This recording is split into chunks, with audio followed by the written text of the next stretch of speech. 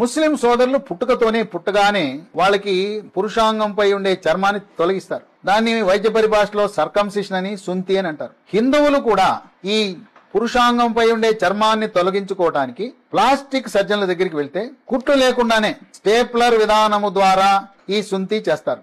నొప్పి ఏముండదు. ఎవరైతే సుంతి సర్కంసిషన్ చేయించుకుంటారో వాళ్ళు రతి క్రీడలో ఎక్కువసేపు పాల్గొనగలుగుతారు, భావప్రాప్తి పొందుతారు, తమ పార్ట్నర్లను ఎంతో సుఖపెడుతూ సర్వ సుఖాలను పొందగలుగుతారు. అందువల్ల పురుషాంగంపై ఉండే చర్మాన్ని తొలగించే చిన్న ఆపరేషన్ సర్కంసిషన్ అంటారు, అది చేయించుకోండి. సర్కంసిషన్ చేయించుకుంటే షుగర్ ఉన్న వాళ్ళకి దానిపై పుండ్లు గాని, గుల్లలు గాని, పగలటం గాని ఉండదు. ఈ చర్మం లోపలి భాగాన తెల్లగా జిగురు లాంటి పదార్థం ఉత్పత్తి అయి దానివల్ల పురుషాంగము క్యాన్సర్లు వచ్చే అవకాశం ఉంది.